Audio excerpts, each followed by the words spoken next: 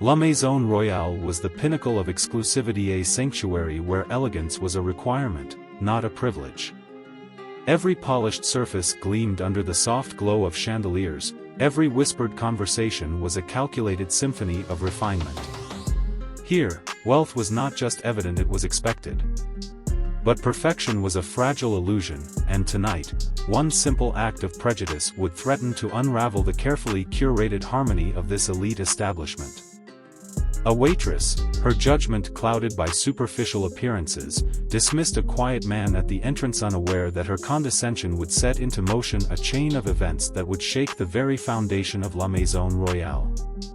Before we begin this plot twist story, let us ask, have you ever been judged by your appearance alone? Drop a comment below. And if you love stories that challenge perspectives and deliver unexpected twists, hit subscribe for more thought-provoking content.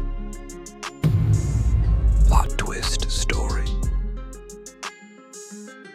The scent of truffle oil and aged wine filled the air as waiters glided between tables, their synchronized movements resembling a meticulously rehearsed dance. The chandeliers bathed the room in golden light, illuminating the quiet luxury that defined La Maison Royale. Guests sat poised, their voices hushed, their laughter delicate, an unspoken agreement among the wealthy that even joy must be contained within the bounds of sophistication. At the hostess stand, Vanessa Carter adjusted the cuffs of her uniform, her nails tapping lightly against the polished surface. She thrived in this environment, basking in the glow of high society, meticulously selecting her smiles and pleasantries based on the net worth of those she served. Then the door swung open, and the illusion cracked. A man in a faded jacket and scuffed shoes stepped inside. His salt and pepper hair was unkempt, and though his posture was upright, there was an undeniable weariness about him. Yet, his eyes, they held something unshakable. Vanessa's perfectly poised expression faltered. A homeless man? Here? With a slow inhale, she straightened, schooling her features into an expression of polite disdain. "Sir, I believe you may be lost." The man smiled, unshaken. "I'd like a table, please." Her lips parted slightly in disbelief. Was he serious? The surrounding guests had taken notice. A woman in pearls paused mid-sip of her wine, a businessman's gaze flickered over his menu toward the entrance, a couple at the far end exchanged amused glances. Encouraged by their silent approval, Vanessa let out a short laugh. "I don't think this is the right place for you." The man remained unmoved, his gaze steady. "I see plenty of empty tables." Her patience thinned. "Those are reserved for our VIP guests." For the first time, the man's expression shifted. Not with offense or frustration, just quiet understanding. Like he had seen this before. Before he could respond, a voice interrupted. "That's odd. I made a reservation, and I don't recall it being full." The speaker was a woman in her mid-50s, elegantly dressed in a cream-colored dress, pearls resting against her collarbone. Clara Bennett, a well-known figure in high society, was watching with a raised brow and an unreadable smile. Vanessa's heart stuttered. Clara was influential. If she had taken an interest in this man, this situation could escalate quickly. The man turned toward Clara, his expression calm, yet subtly curious. "Would you like to join me for dinner?" Vanessa's stomach tightened. Clara smiled. "I would be honored." The man tilted his head slightly, as if amused, then shook his head. "No, thank you. I'll be back later." With that, he turned and walked out, his departure marked by a silence far heavier than when he had arrived. Vanessa exhaled. The tension broke, and the restaurant returned to its carefully curated normalcy. Little did she know, the man she had dismissed so easily would soon return, not as a beggar, but as someone with the power to change everything. An hour later, the deep purr of a luxury engine shattered the fragile equilibrium of La Maison Royale. Vanessa was mid-service, expertly refilling a glass of wine, when a subtle shift in the atmosphere made her pause. The murmurs at nearby tables grew hushed, as if an unseen force had rippled through the restaurant. Then she heard it. The unmistakable sound of a Rolls-Royce Phantom pulling up outside. Vanessa's fingers tightened around the bottle of wine. She turned her head just enough to catch a glimpse through the glass doors and her breath stalled. A black Rolls-Royce Phantom, gleaming beneath the streetlights, had come to a stop at the entrance. A chauffeur in a perfectly pressed black suit stepped out, his movements crisp and precise. He walked to the rear passenger door, and with an air of practiced elegance, opened it. Vanessa's pulse thundered in her ears as the same man from earlier stepped out. But this was not the same man. Gone were the worn-out jacket and tired shoes. In their place was a tailored navy blue Armani suit, shoes polished to a mirror shine, cufflinks gleaming in the ambient light. His posture had not changed, but now, the quiet dignity he carried radiated unmistakable power. The entire restaurant had taken notice. A waiter dropped a fork. A hostess straightened her blazer, eyes wide. The couple who had exchanged amused glances earlier now sat rigid in their seats. Inside the glass doors, Vanessa stood frozen, her face drained of color. Richard Lawson, the owner of La Maison Royale, appeared from his office, already smoothing his suit as he hurried toward the entrance. His usual air of practiced control faltered. "Mr. Wells. If we had known you were coming, we would have prepared a private dining experience for you." Martin Wells raised a hand, silencing him effortlessly. His gaze locked onto Vanessa. Vanessa forgot to breathe.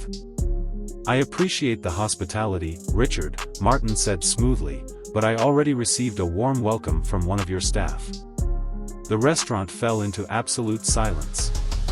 Richard's eyes flicked to Vanessa, who looked as if she wanted to disappear into the floor. From her table, Clara Bennett elegantly swirled her wine glass, a slow smirk curling her lips. "I'd love to hear what Ms. Carter has to say about that." Vanessa's mouth went dry. Martin took a seat at an empty table. He rested his hands in his lap, his expression unreadable. "Please, Vanessa," he said, voice even. "I'd love to hear your explanation." The weight of 100 stares bore down on her. Her world, so carefully constructed, had just collapsed around her. Silence pressed down on La Maison Royale like a heavy curtain. The chandeliers, once bathing the room in warm golden light, now seemed to cast a harsh, unforgiving glare. Every polished surface reflected not just light, but judgment. Vanessa Carter stood frozen, her throat dry, her lips trembling. Her mind raced, searching desperately for a defense, but every possible word tasted hollow. Across the room, wealthy patrons leaned back in their chairs, some smirking, others eyeing her with poorly concealed glee. The downfall of the proud was always the finest entertainment. Martin Wells, composed, calm, seated at the center of this unfolding drama, rested his hands on the table. His eyes never left her. There was no anger, no satisfaction, only that same unnerving, unreadable patience. "Speak, Vanessa," Richard Lawson urged, his voice low but carrying. "Explain yourself." Vanessa swallowed hard. I was just protecting the restaurant's reputation." Murmurs rippled through the crowd, low chuckles, sharp inhales, judgment masked as amusement. Vanessa flinched. Martin arched a brow. "And what does someone who belongs here look like, Vanessa?" The question struck like a whip. Vanessa's gaze darted to Clara Bennett, who now watched her with the cold, detached interest of a queen observing a fallen subject. Vanessa's palms itched to wipe the sweat gathering, but she stood rigid, humiliated. Before she could fumble another answer, another voice joined the confrontation. "He has a point," a man called from the kitchen entrance. Ethan Blake, head chef, his apron slightly stained, face unreadable. All eyes turned. "Martin Wells," Ethan began, his voice rough with an emotion no one expected, familiarity. "I never thought I'd see you here again." Richard frowned, confused. You two know each other? Ethan exhaled heavily. Years ago, I worked in one of Martin's restaurants. Back when I was full of myself, treated everyone like dirt because I thought talent excused cruelty. He glanced at Vanessa, his gaze hard. Martin fired me. Right there, mid-service, in front of everyone.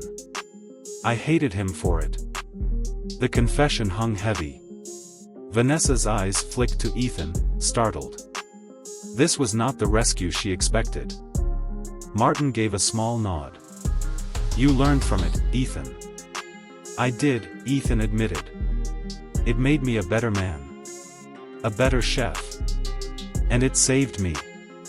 The restaurant was silent but for the subtle clink of silverware as a waiter awkwardly adjusted a place setting, trying to escape the suffocating tension. Martin turned back to Vanessa. That's what this is, Vanessa, a test. Not just of you, but of this place. I was considering investing in La Maison Royale. But reputation isn't built on gold leaf and truffle oil, it's how you treat the least of us. Richard Lawson paled. This wasn't just about pride anymore. It was about survival. Vanessa's breath caught. What happens now? She whispered. Martin's gaze softened, but only slightly. Now, you choose. He leaned back, hands steepled before him. You can walk out of here. Pride intact, maybe. Or. He paused, letting the weight of the moment settle like dust. You start over. From the bottom. You learn what it means to serve.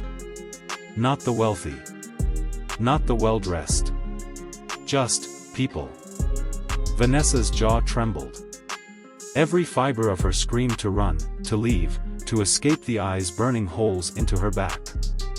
And yet, something inside her cracked. The smirks of the onlookers, the judgment in Clara's eyes, Ethan's quiet shame, it all broke through her fragile shell of arrogance. For the first time, Vanessa saw herself. How she must have looked, small, petty, cruel. What would it prove, she asked bitterly. Me washing dishes? That I'm not good enough? Martin shook his head slowly. That you understand why no one is. Vanessa closed her eyes. Memories flashed times she'd scoffed at people for their shoes, their accents, their hesitation with expensive menus. A tear slipped down her cheek. I'll do it. Her voice was raw, broken. Gasps echoed. Clara raised a brow, but the corner of her mouth lifted approval, maybe. Richard let out a breath he hadn't realized he was holding. Martin nodded once. Good. We start now. Weeks passed. Vanessa Carter, once the haughty face of La Maison Royale, now moved silently through the kitchen. Her perfectly manicured nails were gone, replaced by hands rough with soap and water. Her blonde hair was tied in a simple bun. The uniform she wore now was plain, devoid of the polished black trim she once flaunted. She scrubbed dishes, wiped down counters, swept floors. No one spoke to her much, some pitied her, others sneered. But she kept going. Ethan Blake watched quietly. Some nights, he offered a nod. Other nights, silence. But always watching. One evening, as the restaurant wound down, Martin appeared. He stood at the kitchen door, observing as Vanessa wiped down a counter, sweat beading at her brow. How does it feel? He asked softly. Vanessa didn't startle. She looked up, meeting his gaze. Like I deserved it, she whispered. But, also like I might be changing. Martin's lips curved into the faintest smile. Then it was worth it. Behind them, Clara Bennett lingered, watching with that same cool smile. Perhaps there's hope for you yet, dear, she mused. The night ended quietly. No grand applause, no dramatic music. Just the soft hum of a kitchen settling, the clink of dishes, the faint scent of lemon soap. But something had shifted, not just in Vanessa, but in the air itself. La Maison Royale had been tested. It had nearly failed. But it had learned. And sometimes, that was enough.